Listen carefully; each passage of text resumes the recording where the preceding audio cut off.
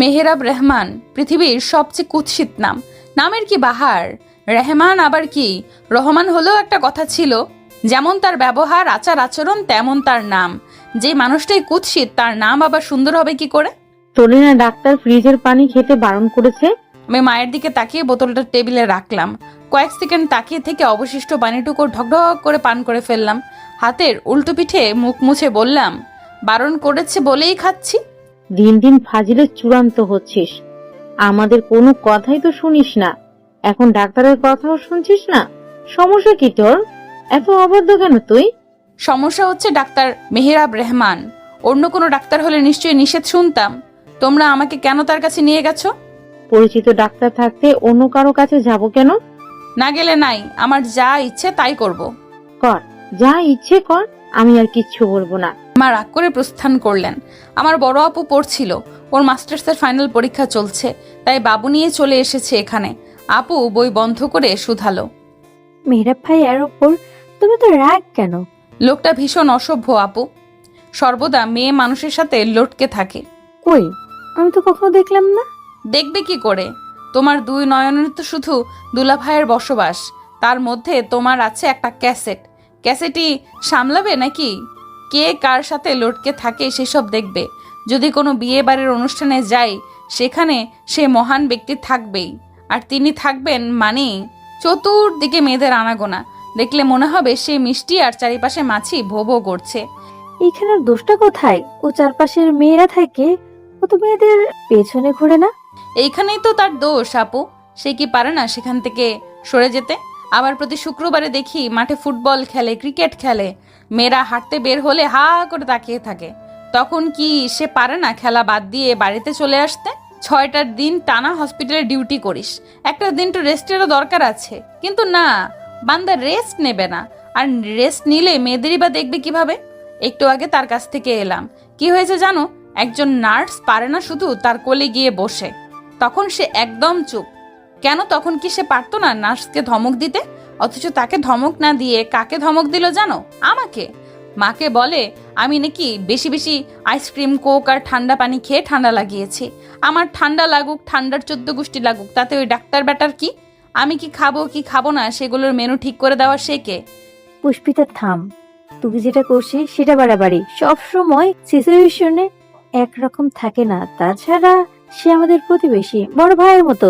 সে কি করুক তাতে আমাদের কি? তুই কেন রাগ করে নিজের ক্ষতি করবি? ফ্রিজে পানি এত খাস না। ভাইয়ের মতো না ছায়ের মতো? সে ছায়ের মতোও না। ছাই উড়ালেও তো অমূল্য রতন পাওয়ার সম্ভাবনা থাকে।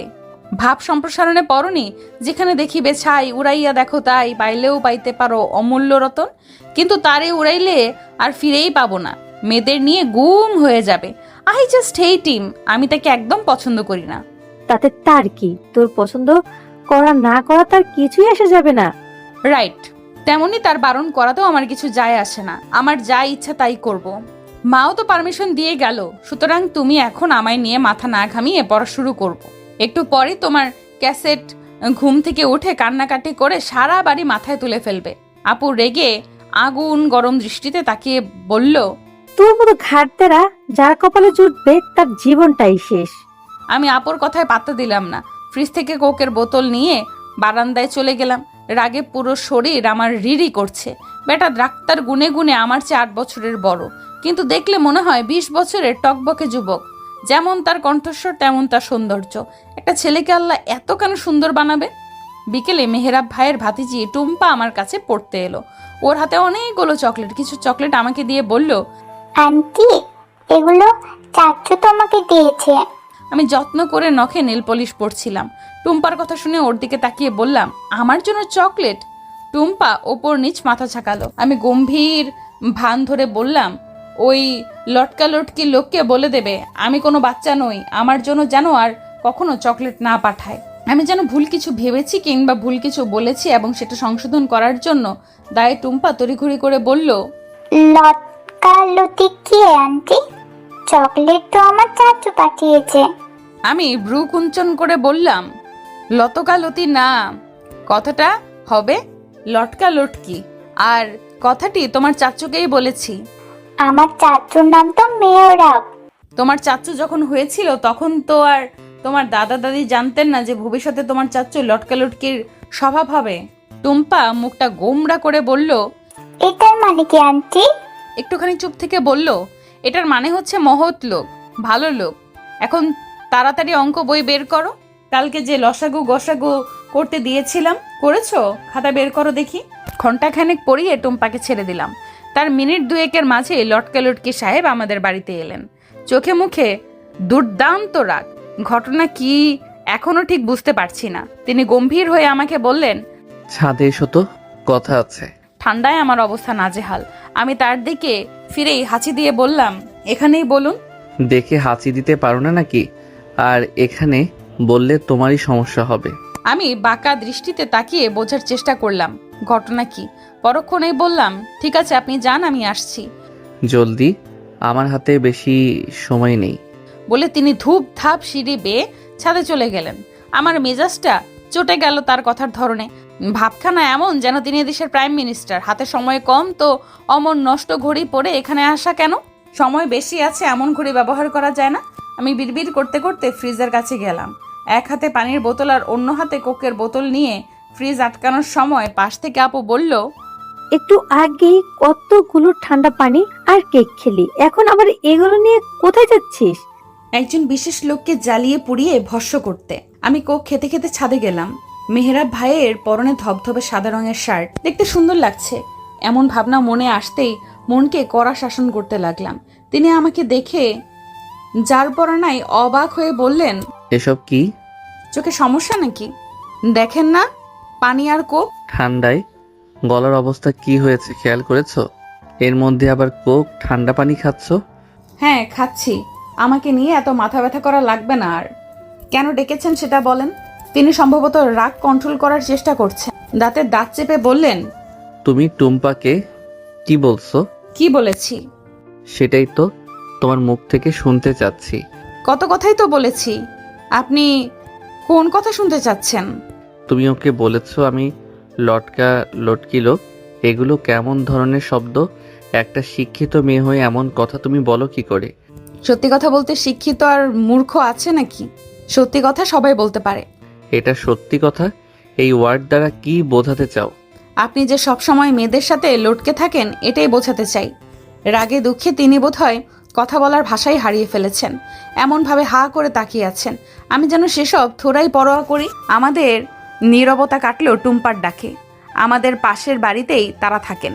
টুম্পা ছাদ থেকে জোরে চিল্লিয়ে বলছে, লটকা চাচ্চু, দাদু ডাকে তোমায়। টুম্পার সাথে ছাদে আরো বাচ্চা ছিল। ওরাও নতুন নাম শুনে বেজায় আনন্দিত। এমন নাম ইতোপূর্বে কখনো শোনেনি বলে কথা। ওরাও সমস্বরে লটকা চাচ্চু বলে ডাকছে। লটকা লটকি নামটা বোধহয় বেশি বড় হয়ে যায়, তাই শুধু লটকা নামটাকে বেছে নিয়েছে। এদিকে ওদের ডাক শুনে আমার এত হাসি পেল যে হাসতে গিয়ে আমি হাঁচি দিয়ে ফেলি। তিনি পারছে না শুধু আমাকে গিলে খেতে, শুধু যাওয়ার পূর্বে চিবিয়ে চিবিয়ে বলে গেলেন, আমার মান সম্মানের কিছুই বাকি রাখলে না তুমি। তোমার মতো সঙ্গী যেন শত্রুরও না হয়। শোন পুষ্পি, তোর রাগের যে কোনো ভিত্তি নেই, তুই জানিস? আমি সোমার কথা শুনে ভ্রুগুঞ্চন করে তাকালাম। কলেজে আমার সব থেকে কাছের বান্ধবী সোমা। পান থেকে চুন খুসলে সেটা সবার আগে আমার ওকে বলা চাই। ওর ক্ষেত্রেও সেম। আমরা একে অপরের নারী নক্ষত্র পর্যন্ত জানি। কেউ কাউকে ছাড়া এক মুহূর্তও থাকার কথা ভাবতেও পারি না।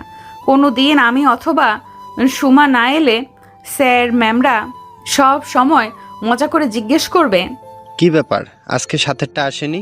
প্রশ্ন শুনে আমরা মলিন হাসি দিলেও সেদিন সারাটা দিন খুব বাজে কাটতো।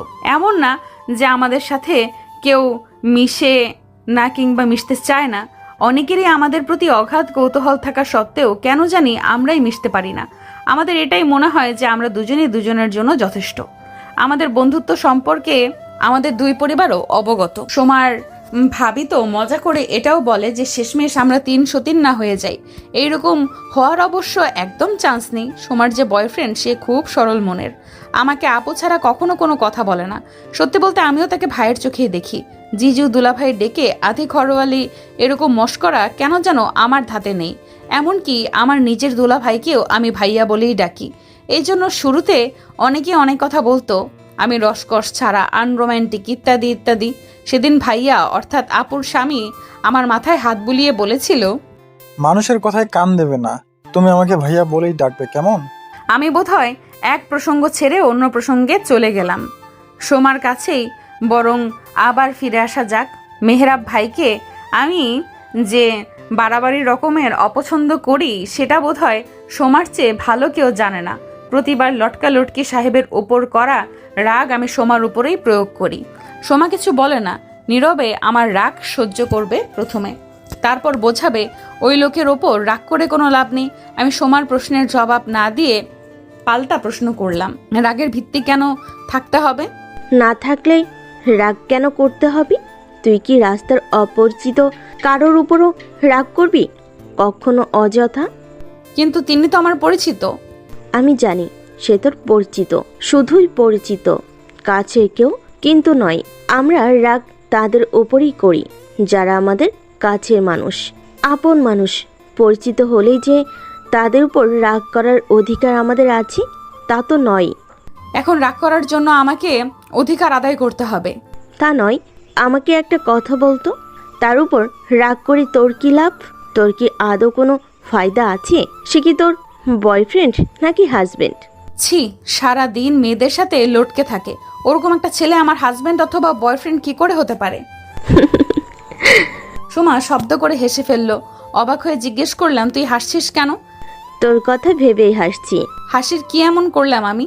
সোমা উত্তর না দিয়ে আমার আরেকটু কাছে এসে বসলো। আমি গলা জড়িয়ে ধরে ফিসফিস করে শুধালো, বাই এনি চান্স তুই তাকে ভালো টালো বেশি ফেলিসনি তো? প্রশ্নটাই হয়তো এমন কিছু ছিল, পুষ্পিতা যেন চমকে গেল।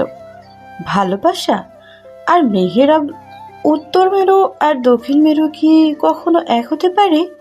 পুষ্পিতা তৎক্ষণাৎ সুমার হাত সরিয়ে দিয়ে বলল, পৃথিবীতে অনেকগুলো অসম্ভব কিছু থাকলে তার মধ্যে এটাও একটা অসম্ভব সম্ভাবনা। তাই তাহলে মেহরাব ভাইয়া মেয়েদের সাথে লটকে থাকলি তুই কেন জেলাস হোস? তোর কেন রাগ হয় বলতো? কারণ সে মেয়েদের সাথে একটু বেশি মেশে, দেখলেই মেজাজ খারাপ হয়ে যায়। আমাদের ক্লাসের রাকিব তো পাক্কা পেলে বয়। আজ এই মেয়ে তো কাল ওই মেয়ে, কতগুলো মেয়ের সাথে রিলেশন করে, তার কোনো ইয়াত্তা নেই। এসব তো তুইও জানিস। কই তোকে তো কখনো দেখলাম না রাকিবকে নিয়ে মাথা ব্যথা করতে। এইসব বলে তুই কি প্রমাণ করতে চাইছিস? আমি কিছুই প্রমাণ করতে চাচ্ছি না, আমি শুধু জানতে চাচ্ছি তোর মনে তার জন্য ভালোবাসা আছে কিনা। তুই নিজেও নিজেকে প্রশ্ন করে ভাব, আমার মনে হয় উত্তর পেয়ে যাবি। এখন চল ক্লাসে যাই, টিফিন টাইম শেষ। আমি এই বিষয়ে আর কোনো কথা না বলে ওর সাথে ক্লাসে চলে গেলাম। কিন্তু সোমার বলা শেষ কথাগুলো তখনও আমার মাথায় ঘুরছিল। বাড়িতে ফেরার পর আবার যেই লাউ সেই কদু। সন্ধ্যায় ছাদে কাপড় আনতে গিয়ে দেখি লটকা লুটকি সাহেব ফোনে যেন কার সাথে লটকে আছেন, কথা বলছেন হেসে হেসে। পারছে না শুধু হেসে ছাদের ফ্লোরে গড়াগড়ি খেতে। বিরক্তিকর লোক একটা। কিছুদিন পরের কথা, আপুর পরীক্ষা শেষ হয়েছে গতকাল। আজ ভাইয়ার আসার কথা ছিল আপুকে নিয়ে, কিন্তু গতকাল রাত থেকে সে বিছানায় পড়ে আছে। তাই আর কয়দিন আপুকে আমাদের বাসায় থাকতে বলল। কিন্তু ভাইয়া অসুস্থ শুনে আপু অস্থির হয়ে পড়েছে। এমন হওয়ারই কথা, ভালোবেসে বিয়ে করেছে দুজন। আমার আপু যতটা না ভালোবাসে তার চেয়েও বেশি ভাইয়া ভালোবাসে। দুজনে দুজনকে চোখে হারায়। পরীক্ষার এই কয়টা দিন আপু আমাদের বাড়িতে থাকলেও মন তো পড়েছিল ভাইয়ার কাছে।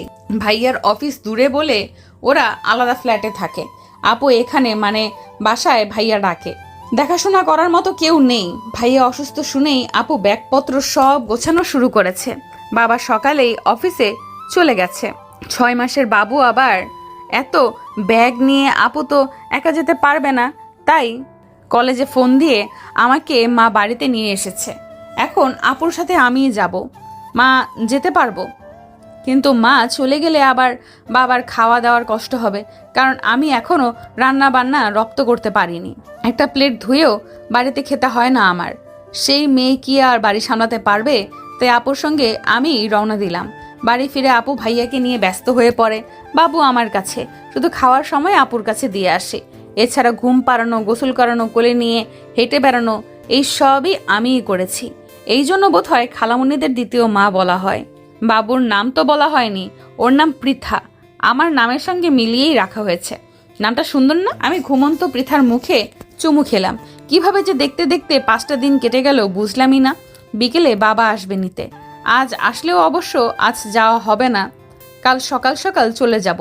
পৃথা হওয়ার পর থেকেই আমি ঘন ঘনই আপুর বাসায় আসতাম। মাঝে মাঝে বায়না করতাম আমাদের বাসায় নিয়ে আসার জন্য, কিন্তু এত ছোট বাচ্চাকে তো আর মা ছাড়া রাখা যাবে না। পৃথাকে ছেড়ে যেতে মন সত্যিই খুব কাঁদছিল। তবে এই 5 দিনে আমি অদ্ভুত একটা জিনিস উপলব্ধি করেছি, যে জিনিসটা হলো শূন্যতাবোধ, টান। আর সেই মানুষটা কে জানেন? মেহেরাব রেহমান, সেই কুৎসিত নামের বিরক্তিকর মানুষটা। সারাক্ষণ মেয়েদের সাথে লটকে থাকা মানুষটাকে কেন যে এত মিস করেছি আমি নিজেও সেটা জানি না। তার ফোন নাম্বার আমার কাছে না থাকলেও ফেসবুক আইডি আছে, আমার সঙ্গে অ্যাডও আছে, কিন্তু বদলোকের অ্যাক্টিভ স্ট্যাটাস অফ করে রাখা। নিশ্চয়ই লুকিয়ে চুরিয়ে প্রেম করে মানে তার জীবনে কেউ আছে। কথাটা ভাবতেই বুকের ভেতর এমন মোচড় দিয়ে উঠল কেন? আগে তো কখনো এমন হয়নি। অবশ্য আগে তো কখনো তাকে নিয়ে এমন ভাবিও নি আমি। ফেসবুকে অ্যাড থাকলেও এখনো পর্যন্ত একটা হাই হ্যালো হয়নি আমাদের। না সে আমাকে কখনো মেসেজ করেছে, আর না আমি করেছি। তাই 5 দিনে একটুখানি কথা বলার প্রবল তৃষ্ণা জাগলেও ইগোকে জিতিয়ে দেওয়ার জন্য আমি আর মেসেজ করিনি।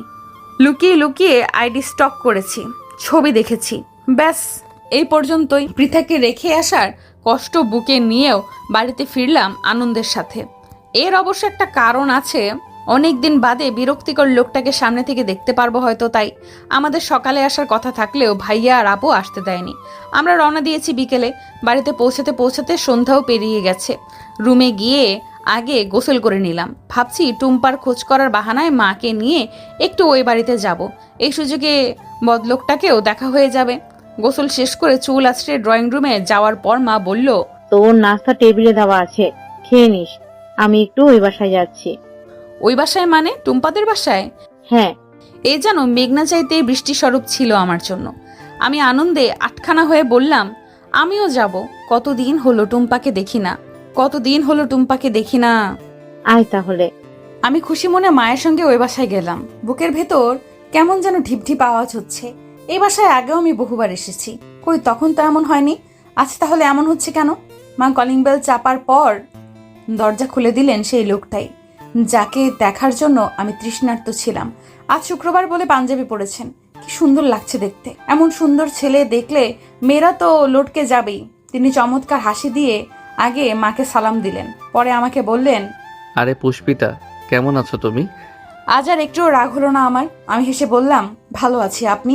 আমিও ভালো আছি, এসো ভেতরে এসো।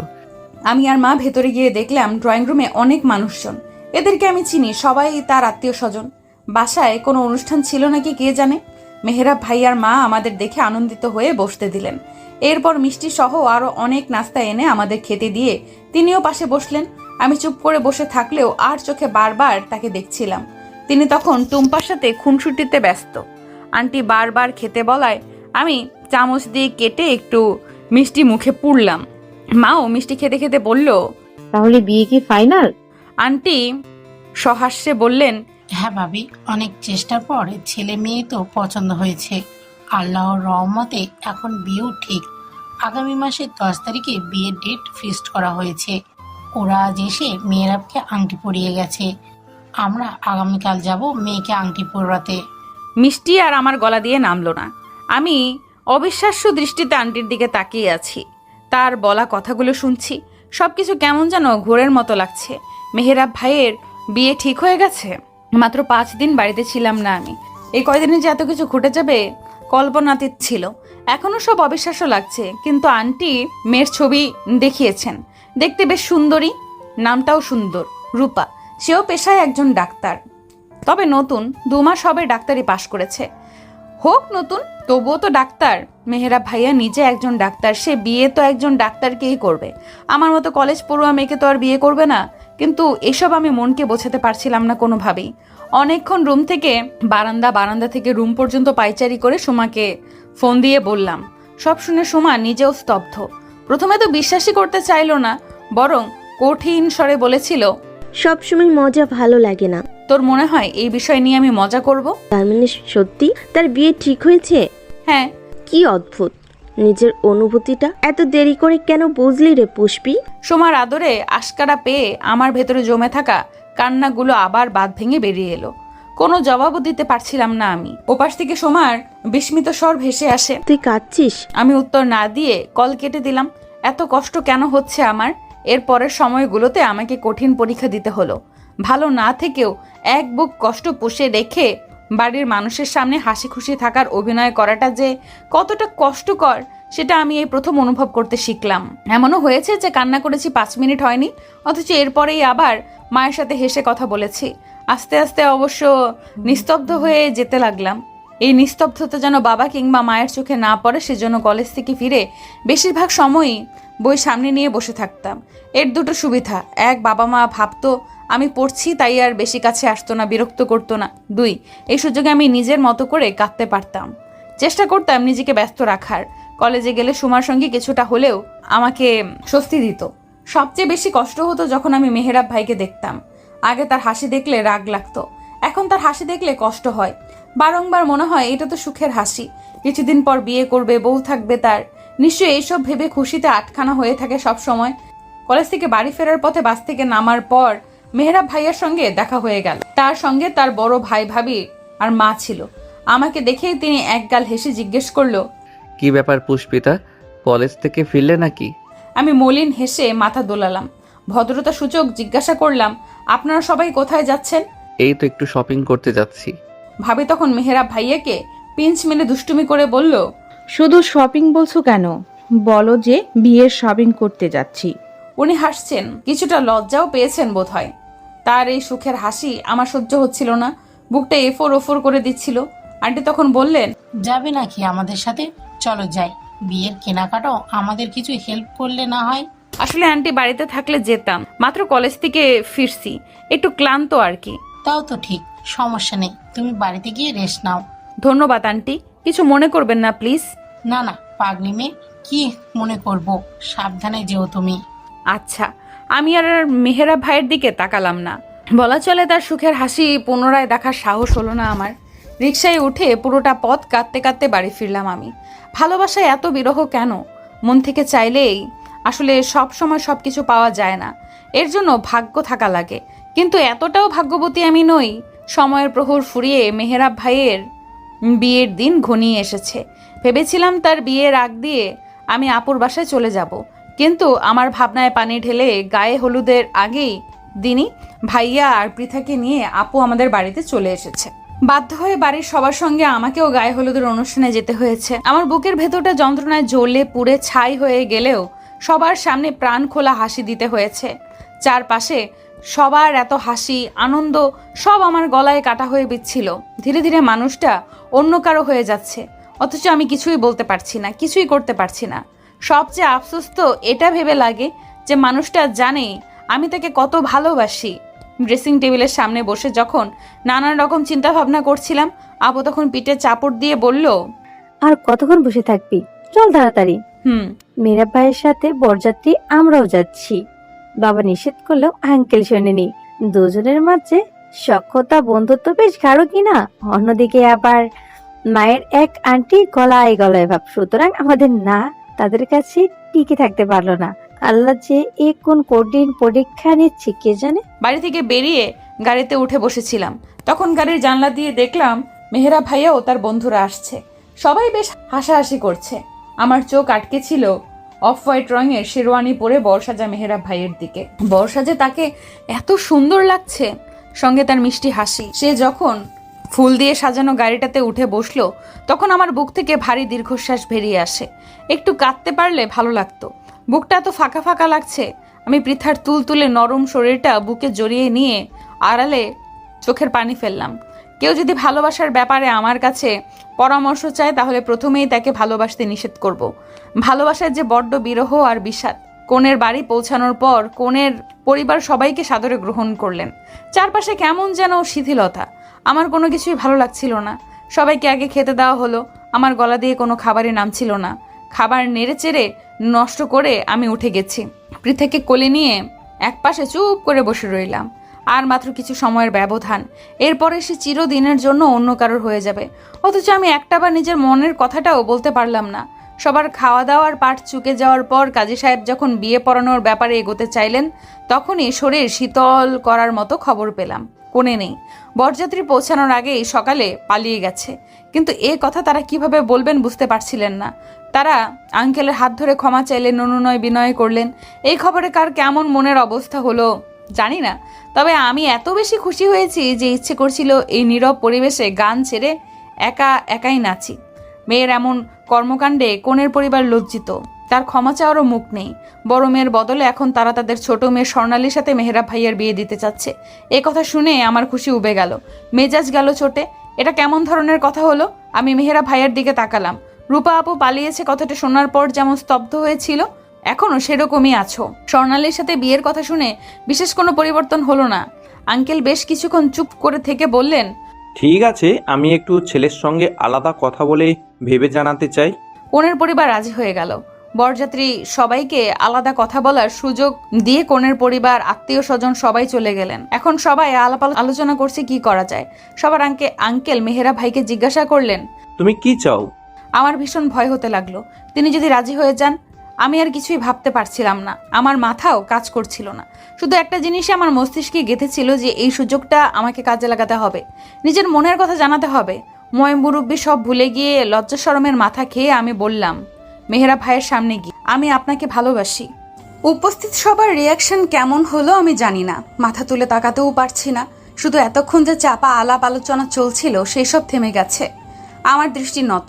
সেই মুহূর্তে হাতে টান পড়লো আমার। ফিরে তাকানোর পূর্বেই মা আমার গালে সজোরে থাপ্পড় দিয়ে বলল, মাথা ঠিক আছে তোর? আরো একটা থাপ্পড় দেওয়ার পূর্বেই মেহেরাব ভাইয়ার বাবা আটকে ফেললেন। আমার চোখের পানি মুছে দিয়ে মাথায় হাত বুলিয়ে বললেন, আমার ছেলেকে ভালোবাসিস? বেশ তো, তাহলে তুইও হবি আমার মেহেরাবের বউ। আমি বিস্মিত হয়ে তাকালাম। তিনি আমার বাবাকে উদ্দেশ্য করে বললেন, কিরে, তোর মেয়েকে আমার পুত্রবধূ বানানোর অনুমতি দিবি না? বাবা তৎক্ষণাৎ কোনো উত্তর না দিলেও পরে ঠিকই রাজি হয়ে গেলেন। আঙ্কেল কনের পরিবারকে সব বুঝিয়ে বললেন, এমনিতেই মেয়ে পালিয়ে যাওয়ায় তাদের লজ্জার শেষ নেই। এখন তো আর ছোট মেয়েকে বিয়ে দেওয়ার জন্য জোর করতে পারেন না। তাই ইচ্ছেই হোক কিংবা অনিচ্ছায় তারা কোনো টু শব্দও করলো না। কিছু কাছের আত্মীয় স্বজন, মেহেরাব ভাইয়ার বন্ধু বাদে বাকি বরযাত্রীদের বাড়িতে পাঠিয়ে দেওয়া হলো। যারা ছিল তাদের এবং কাজীকে নিয়েই কাজী অফিসে গিয়ে বিয়ে পড়িয়ে দিল আমাদের। আমার মনের ভেতর তখন রং বেরঙের প্রজাপতির উড়ি করছিল। আর চোখে তার দিকে তাকিয়ে তার মলিন মুখ দেখে মনে মনে বললাম, মিস্টার লটকালটকি সাহেব, একবার যখন আমার সাথে লটকে গেছেন, এখন বুঝবেন আমি কি জিনিস। এতদিন শুনে এসেছি বিয়ের পর নাকি অনেক কিছু বদলে যায়। বিশেষ করে বদলে যায় একটি মেয়ে, বদলে যায় তার পরবর্তী গোটা জীবন। কিন্তু একটা মানুষ যে এতটা পরিবর্তন হয়ে যেতে পারে সেটা মেহেরাব ভাইকে না দেখলে বুঝতেই পারতাম না আমি। আমার মধ্যে বিশেষ কোনো পরিবর্তন নেই। পড়াশোনা, পরিবার সব ঠিকঠাক আছে আগের মতো। যখন যেই বাসায় ইচ্ছে থাকছি, কোনো ধরা বাঁধা নিয়ম নেই। তবে বিয়ের প্রায় একটা সপ্তাহ ভীষণ ব্যস্ততায় কেটেছে। দুই পরিবারের আত্মীয় স্বজনরা দলে দলে এসেছে।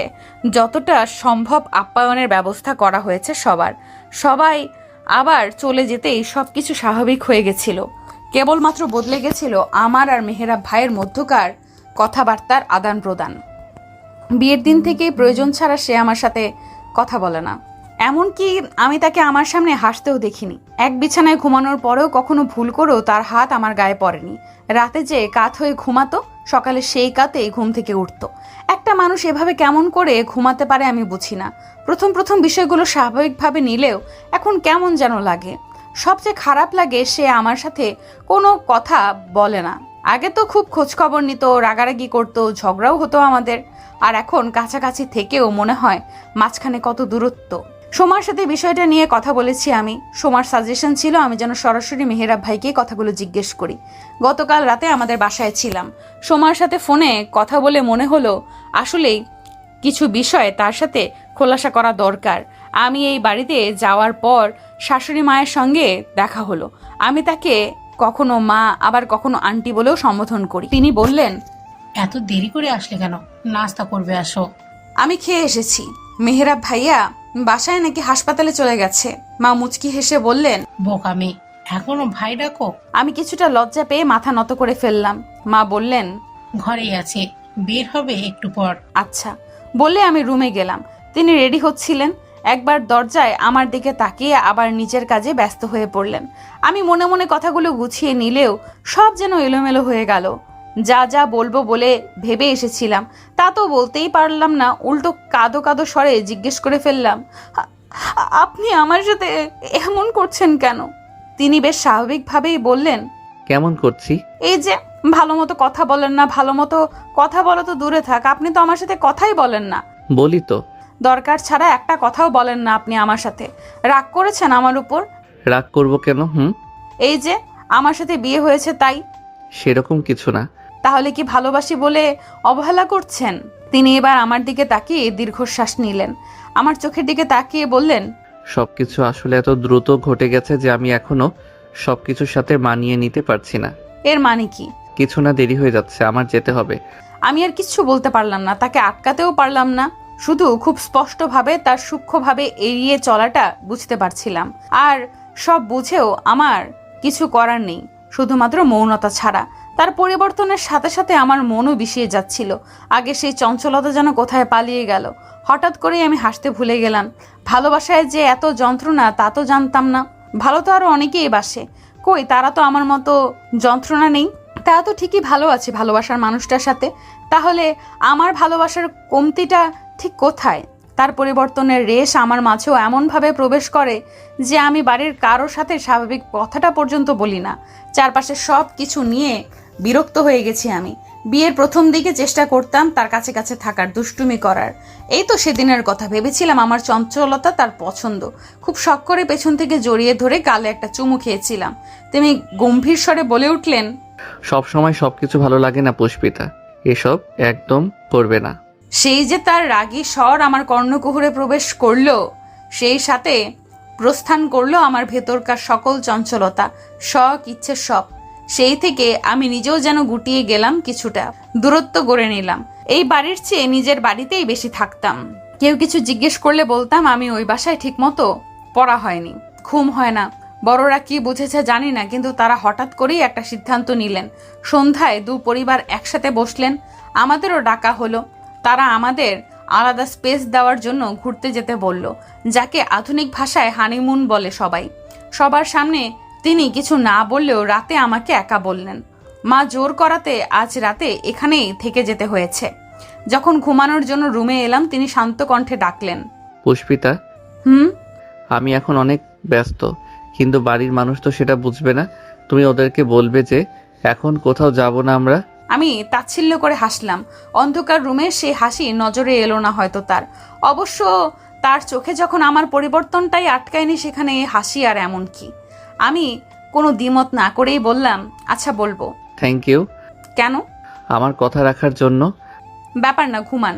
উল্টো পাশ ফিরে শুয়ে পড়ল। আমিও অন্যদিকে ফিরলাম। বুকের গহীন থেকে বেরিয়ে এলো ভারী দীর্ঘশ্বাস। অন্ধকার রুমটিতে এখন বিরাজ করছে পিন পতন নীরবতা।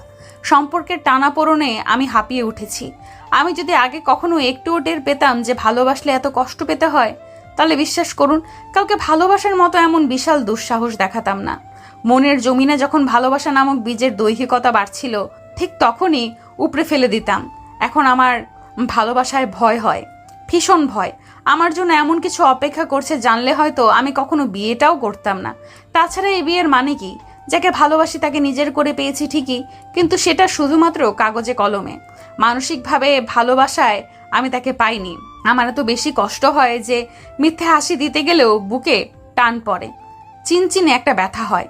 আমাদের হানিমুনে যাওয়া হয়নি। পড়াশোনার অজুহাত দেখিয়ে আমি প্ল্যান ক্যান্সেল করেছি। এজন্য তিনি অবশ্য খুশি হয়েছিলেন। পরের দিন রাতেও দিয়েছিলেন শুষ্ক ধন্যবাদ। আমি শুধু হাসি। এই হাসি আনন্দের নয়, বিষাদের।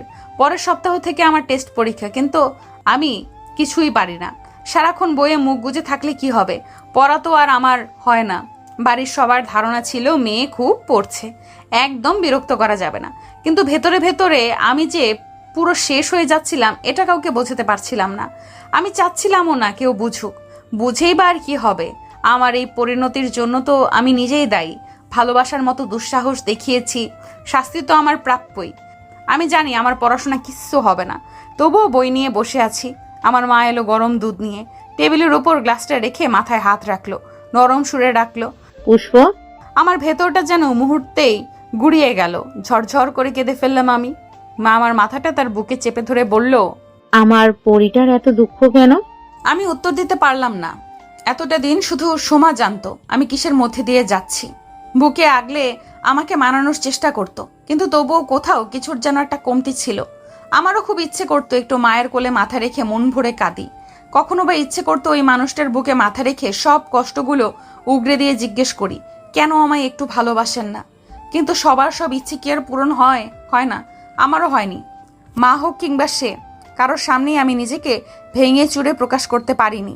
আজ মায়ের আদর নম্রস্বরে যেন আমার বাইরের শক্ত প্রাচীর চুরমুর করে ভেঙে গেল। মা আমাকে চেয়ার থেকে উঠিয়ে বিছানায় বসালো, মুখোমুখি বসলো নিচে। আমার চোখের পানি মুছিয়ে দিয়ে জিজ্ঞেস করলো, কি হয়েছে আমাকে বলতো? তুই এত বদলে কেন গেছিস? আমি কান্নার জন্য কথা বলতে পারছিলাম না। মা ফের বলল, আমি কান্নার জন্য কথা বলতে পারছিলাম না। মা ফের বলল, বিয়ের পর কি তুই এতটাই বড় হয়ে গেলি যে আমাকেও নিজের কষ্টের কথা বলা যায় না? আগে তো সব বলতি, এখন কি মা পর হয়ে গেছে? তোর নীরবতা, শুষ্ক হাসি, গালে লেখে থাকা চোখের পানি, চিটচিটে ভাব, চোখের নিচের কালো দাগ, শুকনো মুখ, সমস্ত কিছুই আমার চোখে পড়ে রে মা। আমি যে তোর মা, তোকে পেটে ধরেছি আমি। তোর সত্যি হাসি আর মিথ্যা হাসির পার্থক্য আমি বুঝি। ভেবেছিলাম তুই নিজেই হয়তো আমাকে সব বলবি, কিন্তু তুই তো আমাকে পর করে দিয়েছিস। আমি মাকে জড়িয়ে ধরে হাউমাউ করে কাঁদতে কাঁদতে বললাম, সে আমাকে ভালোবাসে না মা। আমি ভেতর থেকে একদম শেষ হয়ে যাচ্ছি। মা তৎক্ষণাৎ কিছু বলল না, হয়তো আমাকে সামলে নেওয়ার সুযোগ দিল। আমিও নিজের মনে লুকিয়ে থাকা সব কষ্টের কথা মাকে অনায়াসে আজ বলে দিলাম। লক্ষ্য করলাম মায়ের শরীরও কেমন কেঁপে কেঁপে উঠছে। তাকিয়ে দেখি আমার মা আমার জান্নাত কাঁদছে। মা আমার হাতে চুমু খেয়ে বলল, জোর করে মানিয়ে নিতে বলবো না, শুধু বলবো সম্পর্কটাকে একটু সময় দে। কষ্ট তো অনেক সহ্য করলি, আর একটু না হয় সহ্য কর। এরপর তুই যা চাইবি, যেটা তোর ভালো মনে হবে সেটাই হবে। তুই মেহরাবকে চেয়েছিস, আমরা রাজি হয়েছি। তো যদি মনে হয় তুই আর ওর সাথে থাকতে চাস না, তাহলে সেটাও আমরা মেনে নিব। কিন্তু তোকে আগে ধৈর্য ধরতে হবে, সময় দিতে হবে, নিজেকে নিজের মনকে বুঝতে হবে, মেহরাবকে বোঝার চেষ্টা করতে হবে। ডিভোর্স কিন্তু কোনো সহজ বিষয় না মা। এত দূর অবধি পৌঁছানোর আগে নিজের সমস্তটা দিয়ে চেষ্টা কর আর একবার। আমি কাঁদতে কাঁদতে বললাম, আমি তো তাকে হারাতে চাই না মা। আমি তাকে ছাড়া থাকার কথা ভাবতেও পারি না, কিন্তু তার অবহেলা আমাকে নিঃশেষ করে দিচ্ছে। আমি যে আর পারি না মা। মা এবার আমায় জড়িয়ে ধরে পিঠে হাত বুলিয়ে দিয়ে বলল, পারতে হবে। ভালোবাসতে পেরেছিস আর নিজেকে শক্ত করতে পারবি না? আমি যেগুলো বললাম সেগুলো করার চেষ্টা কর। তার আগে পড়াশোনা ঠিক মতো কর মা। আজকাল কোনো সম্পর্কের গ্যারান্টি না থাকলেও সুন্দর কেরিয়ারের গ্যারান্টি কিন্তু ঠিকই আছে। তাই সাময়িক শোকে এমন কিছু করিস না যেটাতে তোর কেরিয়ারের তৈরির পথ নষ্ট হয়। আমার পুষ্প, আমার কথা শুনবে না? আমি নীরবে মাথা দোলালাম। মাকে জড়িয়ে ধরে বললাম, আমি চেষ্টা করব মা। বেশ, আমার মেয়ে আমার জন্য চেষ্টা করবে, আমি এতেই খুশি। মায়ের সঙ্গে কষ্ট শেয়ার করার পর থেকে নিজেকে অনেকটাই হালকা লাগছিল। কষ্ট হলেও মায়ের কথাগুলো রাখার চেষ্টা করছিলাম। আমার খাওয়া দাওয়া, ঘুমের ব্যাপারে মা সতর্ক দৃষ্টি রাখা শুরু করেছে। আজকাল আমি আর ওই বাড়িতে যাই না। আমার শ্বশুর শাশুড়ি একবার হলেও এসে আমাকে দেখে যাবে। অফিস থেকে ফেরার পথে শ্বশুর আব্বা কিছু না কিছু খাবার এনে দিয়ে যায় আর বলে ঠিক মতো যেন পড়াশোনা করি। শাশুড়ি মাও এটা ওটা রান্না করে নিয়ে আসে। আমার ভাসুর প্রতিদিন না এলেও সপ্তাহে একদিন আসবে, জোর করে হাতে টাকা গুঁজে দিয়ে যাবে। আমার যা তো নয় যেন আপন বোন। তার শপিং ভীষণ পছন্দ। অনলাইনে কোনো কিছু পছন্দ হলেই কিনে ফেলবে।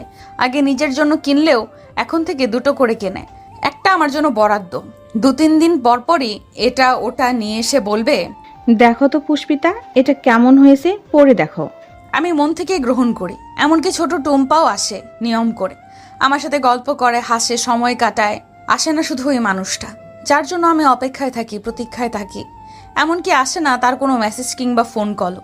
মাঝে মাঝে ভাবি, সত্যিই কি তাকে ভালোবেসে বড় কোনো অপরাধ করে ফেলেছি? আমি সব চিন্তা মাথা থেকে ঝেড়ে ফেলে চেষ্টা করছিলাম পড়ায় মনোযোগ দিতে। আগামীকাল থেকে পরীক্ষা। এতদিন কোনো চিন্তা না হলেও এবার হচ্ছিল। রীতিমতো ভয়ে হাত পা ঠান্ডা হয়ে যাচ্ছিল আমার। পড়া শেষ করতে রাতে ঘুমানোর সময় অপ্রত্যাশিত একটা মেসেজ পেলাম। তার মেসেজ, ভালো মতো পরীক্ষা দিও, অল দ্য বেস্ট। ছোট্ট একটা মেসেজ, তবুও এইটুকু যে আমাকে কতটা আনন্দিত করেছে আমি তা ভাষায় প্রকাশ করতে পারবো না। খুব আশা ছিল সকালে হয়তো দেখা হবে, আমি নিজেই ওই বাসায় গিয়ে দেখা করে আসব। কিন্তু আমি গিয়ে তাকে পাইনি। মনটা এত বেশি খারাপ হয়ে গেল যে আমার ইচ্ছে করছিল আমি চিৎকার করে কাঁদি। মানুষটা কি পারতো না অন্তত আজকের দিনটা একবার দেখা করে একটু হাসি মুখে কথা বলতে? আসলে ভুলটা আমারই। আমি হয়তো বেশি আশা করে ফেলেছি। আমিও একটা জিনিসের শিক্ষা পেলাম, জীবনে আর যাই হোক কারো কাছে এক্সপেকটেশন রাখতে নেই। এর প্রভাব আমার উপর ভালোভাবেই পড়লো। আবার কেমন যেন ঝিম মেরে গেলাম, চুপচাপ বই নিয়ে বসে থাকতাম। বাকি পরীক্ষাগুলোতেও আর ওই বাসায় গেলাম না, নিজের মতো থাকার চেষ্টা করতাম। সব ভুলে একটু ভালো থাকার চেষ্টা করতে গিয়েও যে মুখ থুবড়ে পড়বো সেটা আশা করিনি। পরীক্ষা শেষ করে বান্ধবীরা ভাবলাম একটু ঘুরতে যাওয়া যায়। এর মাঝে সোমা আর আমি ক্লাসের বাকিদের সাথেও মেশা শুরু করেছি। সোমা নিজেই হেল্প করেছে। অনেক মানুষের মধ্যে থাকলে কষ্ট তো ভুলতে পারবো এই আশায়। সোমার প্রচেষ্টা অবশ্য পুরোপুরি সফল না হলেও বিফলে যায়নি। সবার সঙ্গে যখন থাকি তখন আসলে কষ্টকে এতটা প্রগাঢ় মনে হয় না। মনে হয় এইটুকুই তো কষ্ট, ঠিক মানিয়ে নিতে পারবো। পরীক্ষা যেদিন শেষ হলো তার পরের দিনই আমরা সবাই মিলে বসুন্ধরা শপিং মলে ঘুরে কেনাকাটা করলাম, মুভি দেখলাম। কয়েকজন বলল অনেকদিন কাচ্চি খাওয়া হয় না, আজ বরং সবাই মিলে কাচ্চি খাওয়া যাক। কাচ্চি আমার আহামরি কোনো প্রিয় খাবার নয়, কিন্তু ওদের জন্য রাজি হয়ে গেলাম। আসলে চমকও রেস্টুরেন্টে অপেক্ষা করছিল। ভেতরে যাওয়ার পর দেখলাম একটা টেবিল দখল করে বসে আছে আমার ভালোবাসার মানুষ এবং তার মুখোমুখি বসে আছে আমার অপরিচিত একটা মেয়ে। আমি সেখানেই থমকে গেলাম, পা বোধ হয় মেঝেতেই আটকে ছিল এমনটা মনে হচ্ছিল আমার। আমি সোমাকে উদ্দেশ্য করে বললাম, তোরা গিয়ে বস, আমি আসছি। সোমা চোখের ইশারায় কিছু বললেও সেদিকে আমার কোনো জ্ঞান নেই। আমি মেহেরাবের কাছে গিয়ে একটা চেয়ার টেনে দুজনের মাঝখানে বসলাম। মেহেরাবের চেহারায় কোনো পরিবর্তন না দেখলেও মেয়েটা ভ্রুকুচকে বলল, কে আপনি? আমি এক হাত বাড়িয়ে দিয়ে বললাম, হাই আপু, আমি পুষ্পিতা। আপনি? বোধহয় ভরকে গেছে, হাত বাড়ালো না, এমনকি মুখেও কিছু বলল না। আমি নিজেই তার হাত টেনে হ্যান্ডশেক করে বললাম, সৌজন্যতা রক্ষা করতে হয়। কি হচ্ছে এসব? আমি এবার তার দিকে তাকালাম। আমার কষ্টের চেয়েও রাগ বেশি হচ্ছিল। অন্য একটা মেয়ের সাথে আমি কিছুতেই তাকে মানতে পারছিলাম না। আমি তার প্রশ্ন পর জবাব দিলাম কঠিন গলায়। বললাম, কিছুই হয়নি, যা হওয়ার এবার হবে, শেষ হবে সব কিছুর। এরপর চেয়ার ছেড়ে উঠে সোজা ওয়াশরুমে চলে গেলাম। এতক্ষণে আটকে রাখা কান্না এবার বর্ষার বৃষ্টির ন্যায় পড়ছিল। জীবনে কত বড় ভুল যে করেছি ভালোবেসে। নারীকে হাসানো সহজ, কাঁদানোও সহজ, কিন্তু নারীর ঘৃণা পাওয়া কঠিন। আর এই কঠিন জীবনটা যদি একবার হয়ে যায় তাহলে সেই নারীর ভালোবাসা পাওয়াও কঠিন। আমার মনে কি তবে ঘৃণা তৈরি হতে শুরু করেছে? আয়নার দিকে তাকিয়ে, নিজের লেপ্টে যাওয়া কাজল চোখে তাকিয়ে এই প্রশ্নটা সবার আগে মাথায় এলো। প্রথমে ভেবেছিলাম আমি এখান থেকে চলে যাব, পরে মনে হলো আমি কেন যাব? আমি তো এতটাও দুর্বল নই। আমি তো কোনো অপরাধ করিনি, অন্যায় করিনি, কোনো ভুল করিনি, তবে আমি কেন পালাবো? হ্যাঁ, ভুল করার মাঝে যদি কোনো ভুল হয়ে থাকে তাহলে হয়তো সেটি ওই মানুষটিকে ভালোবাসা। আমি চোখের পানি মুছে মুছে পানির ছাপটা দিলাম। বড় বড় শ্বাস নিয়ে নিজেকে স্বাভাবিক করার চেষ্টা করলাম। ঠোঁটে জোরপূর্বক টানলাম মিথ্যা হাসি। তারপর বান্ধবীদের কাছে ফিরে এসে আড্ডায় যোগ দিলাম। আমার এই অভিনয়টুকু আর কেউ না বুঝলেও যে সোমার দৃষ্টি এড়িয়ে যায়নি সেটা আমি ওর চাহনি দেখেই বুঝেছি। আমাদের আগে মেহেরাব এবং সেই মেয়েটা রেস্টুরেন্ট থেকে চলে গেছে। বাড়ি ফেরার সময় আমি আর সোমা আলাদা এসেছি। নিজেকে কোনোভাবেই আটকে রাখতে পারিনি। যতই বলি পোড়া মন যেন কোনো কথাই শোনে না। ঠিক ওই মানুষটার দহনে জ্বলে পুড়ে ছাই হয়ে যায়। মানে চোখের বাধাও। এত কেঁদেও কি চোখ দুটো ক্লান্ত হয় না? সোমা আমার হাত চেপে ধরে বলল, কাঁদিস না প্লিজ, তুই যদি এভাবে ভেঙে পড়িস তাহলে তো হবে না, তুই ভাইয়ের সাথে কথা বলবি, তাকে জিজ্ঞেস করবি কে এই মেয়ে। কেন আমার সাথে এমন হয় সোমা? তার অবহেলা মেনে নিয়ে তো একটু ভালো থাকার চেষ্টা করছিলাম। আমার সেই চেষ্টাতেও কি ভুল ছিল? আজ কেন তাকে আমার অন্য একটা মেয়ের সাথে দেখতে হলো? আমার বুকটা যে জ্বলে পুড়ে যাচ্ছে রে, আমি সহ্য করতে পারছি না।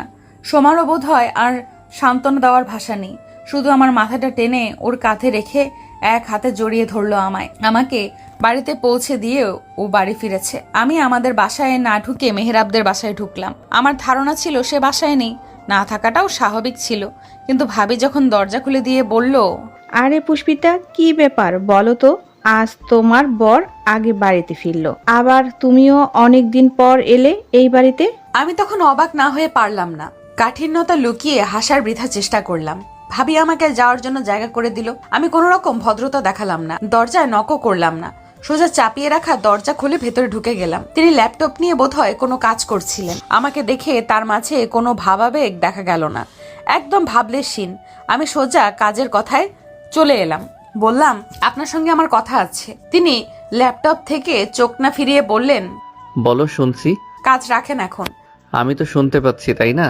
আমার ধৈর্যের বাঁধ ভেঙে যাচ্ছিল। ল্যাপটপ কেড়ে নিয়ে বিছানার এক সাইডে ফেলে বললাম, আপনার সমস্যা কি আমায় বলেন।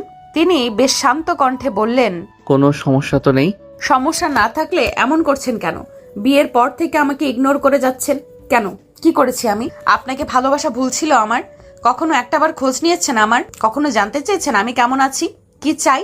আস্তে কথা বলো, বাড়িতে মা ভাবি আছে। কেন আস্তে কথা বলবো? তারাও জানুক তাদের ছেলে কতটা দায়িত্ববান, তারাও শুনুক তাদের ছেলে ঘরে বউ রেখে রেস্টুরেন্টে মেয়ে নিয়ে ঘুরে বেড়ায়। তিনি আমার কথার মাঝেই ঘরের দরজা আটকে দিলেন, বললেন, তুমি একটু শান্ত হও। আমি শান্ত হওয়ার বদলে আরো রেগে গেলাম। চিৎকার করে বললাম, শান্ত হব? আমি শান্ত হব? কিভাবে আমাকে শান্ত হতে বলেন আপনি? আপনার কোনো ধারণাই নেই কতটা কষ্ট আপনি আমাকে প্রতিটা মুহূর্তে দিয়ে যাচ্ছেন। নতুন করে এখন আবার ওই মেয়েটাকে যোগ করলেন। আর কত কষ্ট দেবেন আমাকে? কত কষ্ট দিলে আপনার শান্তি হবে? কে ওই মেয়ে? আমাকে বলেন আপনি। কেন আপনি আমার সাথে এমন করছেন? আমাকে যদি মানতে এতই আপত্তি, তাহলে কেন বিয়ে করলেন? তখন কেন বলে দিলেন না আপনি আমাকে বিয়ে করবেন না? দয়া করে এইভাবে তিলে তিলে কষ্ট না দিয়ে আমাকে একেবারে মেরে ফেলেন। আমার দ্বারা আর সহ্য করা সম্ভব হচ্ছে না। আপনি তো। আমার পুরো কথা শেষ হওয়ার পূর্বেই আচমকা তিনি আমাকে জড়িয়ে ধরলেন। বিষয়টা বুঝতে আমার কয়েক সেকেন্ড সময় লাগলো। কথা বন্ধ হলেও এবার যেন আমার চোখ দিয়ে পানি বিসর্জন দিয়ে কথা বলতে লাগলো। কথা বন্ধ হলেও এবার যেন আমার চোখ পানি বিসর্জন দিয়ে কথা বলতে লাগলো।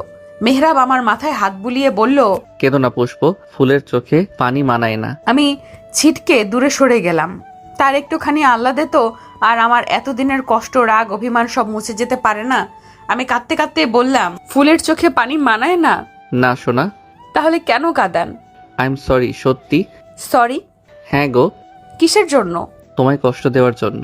কষ্ট তো আপনি আমাকে কম দেননি। কোন কষ্টের জন্য সরি বলছেন? সবগুলোর জন্য।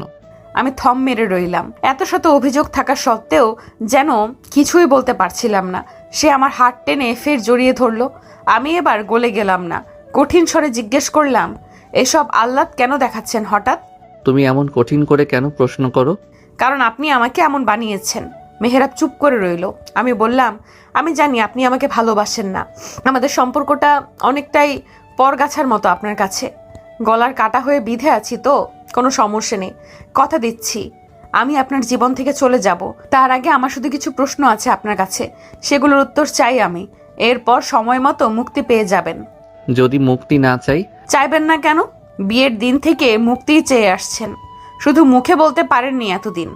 আজ যা দেখলাম তা তো আর মুখে বলে দিতে হবে না। আমাদের দেখার আড়ালেও অনেক সত্য লুকিয়ে থাকে পুষ্প। ঠিক কোন সত্যটা আমার দেখার আড়ালে রয়েছে আমাকে বলতে পারবেন? রূপা আমার পূর্ব পরিচিত ছিল, আমার এক বন্ধুর খালাতো বোন। ওর ফোনেই আমি প্রথম রূপার ছবি দেখেছিলাম, ভালো লেগে গেছিল দেখে। প্রেম করার বয়স, সময় কোনোটাই এখন আমার নেই, আর না আছে তেমন কোনো ইচ্ছে। তাই পরিবারের মাধ্যমে বিয়ের প্রস্তাব পাঠিয়েছিলাম। ওর সাথে আলাদা কথাও হয়েছিল আমার। তখন বারবার জিজ্ঞেস করেছিলাম ওর অন্য কোথাও সম্পর্ক আছে কিনা, কিন্তু ও স্বীকার করেনি। কেন করেনি সেটাও জানি না, নিজের ইচ্ছেতেই বিয়েতে মত দিয়েছিল। পছন্দের মানুষটাকে পাবো তাই এক্সাইটেড ছিলাম, কিন্তু বিয়ের দিন যে আমার জন্য এমন কিছু অপেক্ষা করছিল আমি সেটা মোটেও আশা করিনি। রূপার পালিয়ে যাওয়া শুধু ওর পরিবারের জন্যই লজ্জাজনক ছিল না, আমার এবং আমার পরিবারের জন্যেও অপমানজনক ছিল। ও যদি আমাকে একটাবারও বলতো যে ওর অন্য কোথাও সম্পর্ক আছে, তাহলে আমি কখনোই বিয়ের ব্যাপারে আগাতাম না। কিন্তু ও সেটা না করে অপমান করে গেল। এই বিষয়টা একদম ভেতর থেকে নাড়িয়ে দিয়েছিল আমাকে। যখন ওর ছোট বোনকে বিয়ের ব্যাপারে আমার মতামত জিজ্ঞেস করা হলো, তখন আমি নাই বলতে গেছিলাম। ওই সময় তুমি বললে তুমি আমাকে ভালোবাসো। আমি অবাক হইনি। কেন জানো? আমার প্রতি তোমার রাগ, জেলাস এসব দেখে অনেক আগেই আমি আন্দাজ করতে পেরেছিলাম যে তোমার মনে আমার জায়গাটা অন্যরকম। কিন্তু আমি বুঝেও না বোঝার ভান করতাম। এর অন্যতম একটা কারণ হচ্ছে আমার এজ ডিফারেন্স। আমার কেমন আনইজি লাগতো যখন আব্বু তোমাকে বিয়ে করতে বলল। তখন আমি এমন একটা ঘোরের মাঝে ছিলাম যে কিছু বলতেও পারিনি। এইটুকু বলে সে থামলো। আমি চুপচাপ তার কথা শুনে যাচ্ছি। সে দম নিয়ে ফের বলা শুরু করলো। বিয়ে করে বাড়ি ফেরার পর মনে হলো তোমাকে বিয়ে করা আমার উচিত হয়নি। একদিকে রূপার এভাবে অপমান করে পালিয়ে যাওয়া, অন্যদিকে তোমাকে বিয়ে করা। সব কিছু নিয়ে আমার মন খুব বিক্ষিপ্ত ছিল। বারবার মনে হতো তোমাকে বিয়ে করে তোমার জীবনটা আমি নষ্ট করে দিয়েছি। নিজেকে অনেক ছোট অস্বস্তি হতো তোমার সামনে। আগের সেই সহজ স্বাভাবিক ব্যবহারও করতে পারছিলাম না। তুমি শুধু দেখেছো আমি তোমাকে এড়িয়ে গেছি, কিন্তু তুমি এটা দেখোনি যে আমি কতবার তোমার সাথে কথা বলতে গিয়েছি। তুমি এক বুক অভিমান নিয়ে রাতে কাঁদতে কাঁদতে ঘুমিয়ে যেতে, আর আমি গভীর রাতে তোমায় বুকে জড়িয়ে মাফ চাইতাম। অভিমানে তুমি নিজের বাড়িতে চলে গিয়ে ভাবলে হয়তো এখন আমি সুখেই আছি। কিন্তু তুমি দেখোনি যে প্রতিটা রাতে আমি কেমন ছটফট করেছি। তুমি দেখেছো আমি তোমাকে এড়িয়ে যাচ্ছি, কিন্তু তুমি এটা দেখোনি যে তোমার প্রতিটা পরীক্ষা শেষ হওয়ার আগেই আমি কলেজে গিয়ে দূরে অপেক্ষা করেছি। এত কিছুর পরও কখনো সরাসরি বলতে পারিনি আমার নিজের লুকায়িত কথাগুলো। নিজেকে অনেক বেশি অপরাধী মনে হতো। তাই কথাগুলো অবিশ্বাস্য শোনালেও তার চোখ মুখ দেখে আমার মনে হচ্ছে না মিথ্যা বলছে। মিথ্যা বলার কথাও তো নয়। সে আমাকে আরেকটু অবাক করে দিয়ে আমার দুহাত ধরে বলল, আজ যে মেয়েটাকে আমার সাথে দেখেছো, ওর নাম লিজা, আমার কলেজ লাইফের ফ্রেন্ড। ওর হাজব্যান্ড সিয়ামও আমার কলেজ লাইফের ফ্রেন্ড। আমরা ব্যাচমেট ছিলাম 3 জন। ওরা রিলেশন করে গত 2 বছর হবে বিয়ে করেছে, কিন্তু ইদানিং ওদের পরিমাণা হচ্ছে না। সিয়াম চাকরির সুবাদে চট্টগ্রাম থাকতো লিজাকে নিয়ে। ঝগড়া করে 1 সপ্তাহ হবে লিজা ঢাকায় চলে এসেছে। আমি বিয়ে করেছি এটা ওরা জানতো, কিন্তু তোমাকে তো দেখেনি, তাই চিনতে পারেনি। আজ দেখা করেছি সিয়ামকে নিয়ে কথা বলতে। আমরা ওখান থেকে বের হওয়ার পর অবশ্য বলে দিয়েছিলাম তুমি আমার বিয়ে করা বউ। ও তখনই তোমার সাথে আবার কথা বলতে চেয়েছিল, তোমার ভুল ভাঙতে চেয়েছিল, কিন্তু আমি দেইনি। কেন জানো? আমি মুখে কিছু না বলে জিজ্ঞাসু দৃষ্টিতে তাকালাম। সে মৃদু হেসে বলল, কারণ আমি জানতাম এ বিষয়ে কথা বলার জন্য হলেও তুমি আমার কাছে আসবে। হয়তো আমার ইগো বেশি, এজন্য হয়তো আমি যেচে তোমার কাছে যেতে পারিনি, নিজেকে তোমার সামনে প্রকাশ করতে পারিনি।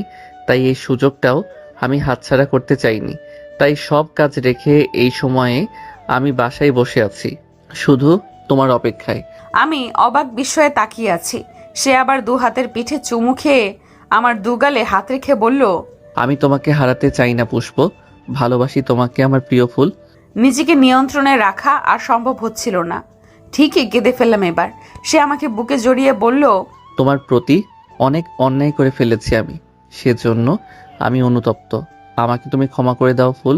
আমি কাঁদতে কাঁদতেই তাকে শক্ত করে জড়িয়ে ধরে বললাম, আপনি খুব খারাপ, খুব। আমি আপনাকে কখনো ক্ষমা করব না, কখনো না। সে হেসে বলল, হা, তাই ঠিক আছে, ক্ষমা করতে হবে না। তোমাকে কষ্ট দেওয়ার অপরাধে তুমি না হয় আমার সাথে সারা জীবন থেকে শাস্তি দিয়ে যেও, আমি সেই শাস্তি মাথা পেতে নেব, তবু আমাকে ছেড়ে যেও না। কেন যাব না? আপনি তো চাইতেন আমি যেন চলে যাই। না, আমি এমনটা কখনোই চাইতাম না। তবে এটাও ভাবিনি যে এভাবে তুমি আমার মনে জায়গা করে নেবে। তোমাকে দেওয়া কষ্টগুলোই যে ভালোবাসা হয়ে আমার মনে জন্ম নেবে, এটা কে ভেবেছিল বলো? আপনি একটা খারাপ লোক। আমি আপনাকে ভালোবাসি না। ভালোবাসো না তাতেই যেভাবে জড়িয়ে ধরে রেখেছো, ভালোবাসলে না জানি কি করতে। এই কথা শুনে আমি তাকে ছেড়ে দিলেও সে আমাকে ছাড়লো না। আমি রাগ দেখিয়ে নিজেকে ছাড়ানোর চেষ্টা করে বললাম, ছেড়ে দিন আমাকে। এখন তার সেটা সম্ভব নয়। একবার যখন এবার হাত ধরেছি, তখন মৃত্যুর আগে আর ছাড়ছি না। আমাকে এরপর আর কিছু বলার সুযোগ না দিয়েই গভীর চুমু এঁকে দিল আমার ওষ্ঠদয়ে। আমি গুটিয়ে গেলাম। শান্ত হয়ে গেল আমার রাগী অভিমানী মন। মিশে গেলাম তার বুকে।